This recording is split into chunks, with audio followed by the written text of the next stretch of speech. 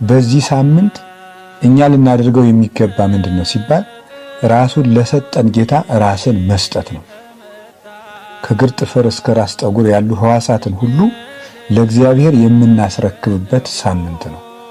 በሕማማት ክርስቲያኖች ምን ያደርጋሉ ሲባል ራሳቸውን ለሰጣቸው ጌታ ራሳቸውን ይሰጣሉ። በዓይናቸው በጎ ነገር ብቻ ከመመልከት ውጭ ለሥጋ የሚሆን ነገርን ባለማየት፣ በጆሮ ለሥጋ የሚሆን ነገር ባለመስማት፣ እግር ወደ ሥጋዊ ነገር ባለመሄድ፣ አንደበት ሥጋዊ ነገር ባለመናገር፣ ለሰውነታችን የሚገባውን ሥጋዊ ጌጥ ከመጠን በላይ መታጠብ፣ ሰውነትን መንከባከብ፣ በምቾት ስፍራ ላይ መኖር፣ ለሰውነት ምግብ አጣፍጦ ማቅረብ፣ ዋዛ ፈዛዛ፣ ጨዋታ፣ እንዲህ ያሉ ነገሮችን ሁሉ ትተን ራሱን ለሕማም ለሞት ለኛ ብሎ አሳልፎ ለሰጠ ጌታ ራሳችን መስጠትን የምናደርግበት የምናሳይበት የስጦታ ሳምንት ነው።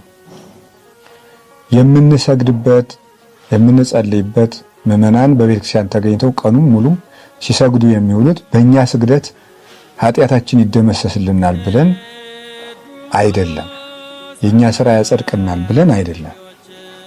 የምናደርገው ራሳችን ለመስጠት ለኔ ብለህ ወደቅህ ሆይ እኔ ትቢያ ልሁንልህ፣ ለኔ ብለህ ተደፋህ ሆይ እኔ ልደፋልህ፣ ለኔ ብለህ ተገረፍክ ሆይ እኔ ልገረፍልህ ብለን ራሳችን ለጌታ ፍቅር የምናሳይበት ሳምንት።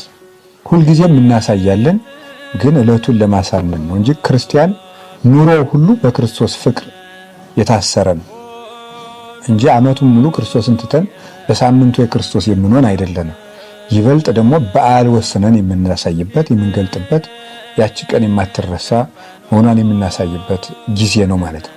በዚህ ሳምንት ባልና ሚስት አብረው አይተኙም፣ የጣፈጠ ምግብ አይበላም፣ ቢቻል የጨው ቂጣ ባይቻልም ሰው ሁሉ እንዳቅሙ ጥሩ ውሃ ብቻ በመጠጣት ወይን የሚያሰክር መጠጥ ጣፋጭ መጠጥ ባለመጠጣት ምቹ ቦታ ላይ ባለመተኛት ስጋዊ ጨዋታዎችን ቀልዶችን ሁሉ በማስወገድ ዘፈን፣ ጨዋታ፣ ድልቂያ፣ ተድላ ደስታ በሕማማት የተደሰተ ሰው በትንሣኤ ሊያለቅስ ይገባዋል ይላሉ 318ቱ ሊቃውንት በፍትሐ ነገሥት ሲናገሩ።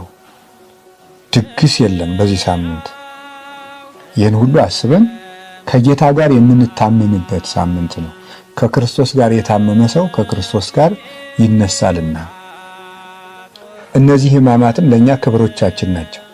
ቅዱስ ዮሐንስ አፈወርቅ እንደተናገረ ይትባረክ እግዚአብሔር ዘሰመየ ሕማማተ ወልዱ ክብረ ወስብሃተ። የልጁን ሕመም ለኛ ክብር ያደረገ እግዚአብሔር ይመስገን። የልጁን ሕማም መከራ ለኛ ክብር ያደረገ እግዚአብሔር ይመስገን። እነዚህ ሕማማት ለኛ ፈውስና መድኃኒት ናቸው።